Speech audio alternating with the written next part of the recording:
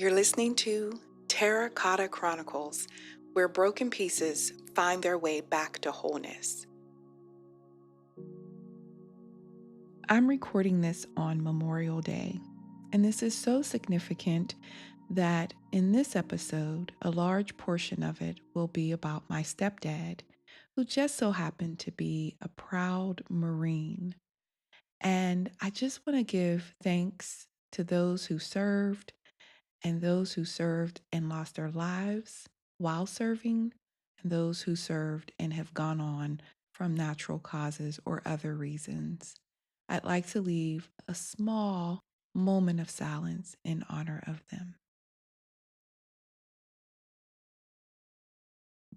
Before I met my second husband, I had an in between, and that in between was really good for me. It was a time for me to balance, to learn motherhood as a single mother and how to be protective of my children in that way, how to manage my own finances. So we had a really good time in that season. I do I did get an opportunity to travel quite a bit. I even took them and my dad on a Disney cruise, and that was really exciting. And then for my milestone birthday, I went to Dubai. A cousin gifted me a trip to Dubai where he was working. And in visiting Dubai, I loved it so much, of course, because I got to see the touristy stuff, right? With modern amenities, but different in culture, different in how things were experienced. And it was very peaceful. I remember feeling so much peace and very happy to be there. But I was away from my children and I couldn't wait to get back to them. And when I got to them and shared my experience and how I felt it was just such a beautiful experience and that I wanted them to also have it, they were like, yeah, Mom, we want to do that. So I saved up and I took my two sons to Dubai, and they got an opportunity to experience a world outside of the one they've always known. So I'm, I think I did all right. And I know that because I was open to giving them that experience, it helped them develop as young men. For me, that marked a huge growth point. After, having these experiences, and I floundered a little bit because I just didn't know which way to go, how to go. And I ended up doing some meetup groups and I met some people. I did try to date twice. It wasn't serious. I didn't make anything serious out of it. It was just kind of like yeah, I like you. But if I'm honest, and I am, I didn't have feeling for anybody. It was kind of like I wanted a filler for where I was, if that makes sense. Just to kind of fill the time and fill the void or the loneliness that comes along with being single or being a single mom, right? Because you can enjoy the kids, but there is a level where you want adult company, and adult time. So I remember, just being okay with having these experiences and going places and going out and going to events. So that was fun, but it wasn't meaningful relationship. At some point, that did change where I wanted true love. It became the quest, true love, someone who was meaningful, someone who I could confide in, someone I could trust implicitly, true love. And I was still a little raw and numb around the edges, but it is what I had hoped for, especially after my Dubai experience. I began to feel warm and fuzzy in Dubai. Um, I don't know what it was. Something about that air was magical for me. And I remember I had a vision that I would eventually meet someone and that we would go off and have a house. I just kept seeing it. The person that I'm going to meet, we're going to have this house together. So that was a vision that came to me during that time. Even though I was still in the numbing stage, I still had this vision that showed up, and there was still some desire for the real deal. I want the real thing. I want true love, sacred love. If there's such a thing, God, can I have that, please? While I'm asking God for true love, I do realize I have two young sons, and I want to be responsible to them. And I was always the parent who did sort of like these involvements, right? My children were involved in the decisions that I was making around the house. And so I remember sitting all of us down to have a family meeting, and I said to them, I said, "Boys, I think I'm ready for a real relationship, like a partnership. I think I'm ready for that now."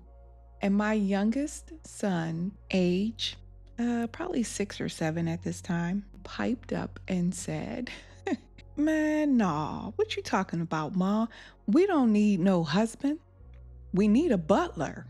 And that, ladies and gentlemen, goes down in history. The things that this little boy would say to me, honestly, I don't know. Sitting here reflecting today, maybe he was right. I needed a butler. Who knows? Be that as it may. But at the same time, I think I was okay with that because I wasn't really ready for anything serious. You know, I was always a lone wolf. I did everything alone. I'm still like that. I am. And after going through what I had gone through, the idea of leaving my heart on the table like that again would turn my stomach. I was not going to do that ever again. You know, that drop when you're on a roller coaster or some sort of thrill ride? I don't like the thrill. That feeling, I cannot tolerate that feeling. And let me say this, what I understand now is that's part of my nervous system, right? My nervous system regulates how I feel, whether I feel safe or suspended. And so I didn't want any parts of love per se, though I want real love. I want it. I definitely want it. But I was pretty terrified. I had become guarded pretty much. That's just the way it was. I was guarded. I was also under quite a bit of pressure from my ex and my children's father because he didn't want to pay child support. And this is a huge point that I want to make here because it does have some, I guess, role or a piece of why I made the choices I made. He paid and I'll never forget this, $234 a week. And now some man out there is just spit out their drink listening to this because $234, I'm sorry, not a week, every 2 weeks, not a week, $234 every 2 weeks. So that was a lot to him, and he didn't want to pay that. And he kept taking me to court so that he could get child support removed. And I would just get so harassed by my ex that I wasn't using the child support money the way that I was supposed to be using it. And I thought, boy, he's got some nerve.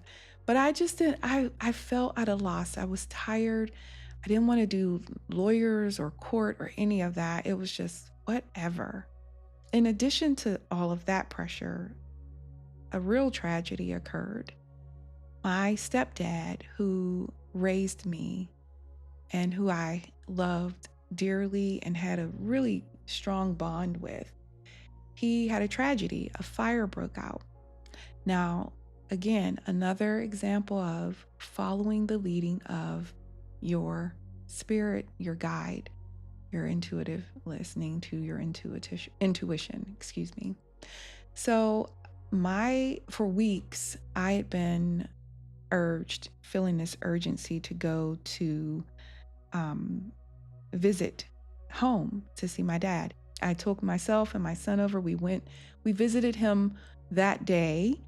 And then my son got sick and I wanted to get out so my dad didn't get any unnecessary germs as he was already healing. So my visit with my dad was short. It was short, but I did get to see him. And I didn't know that that was going to be the last time. The last time that I would physically hear his voice speak to me, or that I could hold him and hug him. About 3 a.m., I was awakened to a call that my dad, there was a fire at his apartment and that he's okay. He's been rescued, but he's in critical care. Get to the hospital, get to the hospital. And, when you get that call, somebody knows this when you get that call. So I went to the hospital. I saw what we were dealing with. I knew that this was bad. This was really, really bad. We did the best we could to get through it. He ended up passing from the complications, not that day, he lived for 3 months. And I was continually visiting him there. I wasn't employed at the time. I was on medical leave for a different reason.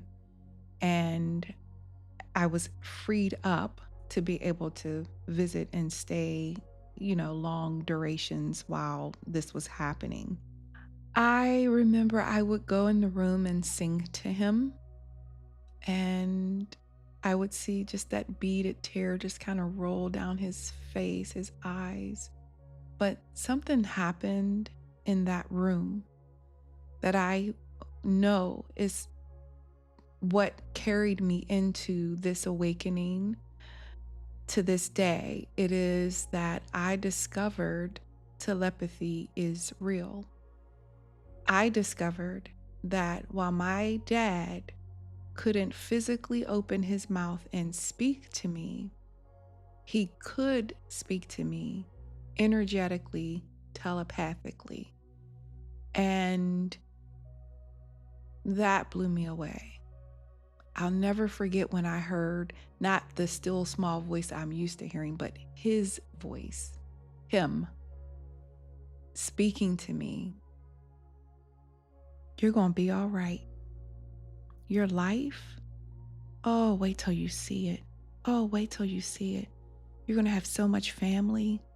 Your life is just about to expand. You have so much family.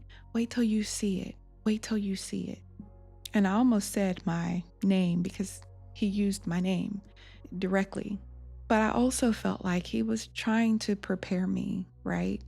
That he wouldn't be with me, but that I would be okay because I'm going to have family. Whatever that meant at the time, I didn't quite understand it, but I knew my dad was telling me something and it was goodbye. And I had to start dealing with that grief process in that room that day. Before he actually died, I was aware it was coming. And as the eldest of my family, because I was aware, I began preparing for it.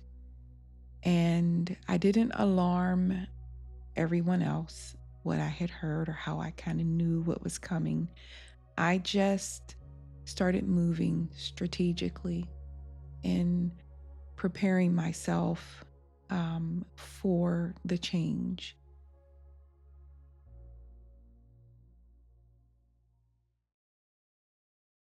You've been listening to Teracota Chronicles. And if something in my story resonated with you, if it mirrored your life, your questions, or your own awakening, I hope it reminds you you are not alone. I'm not here to perform or present a polished version of myself. What I'm offering is honesty. And if you choose to stay with me, this story is still unfolding. I'll return with the next part. Be open, be well, and be at peace until we meet again.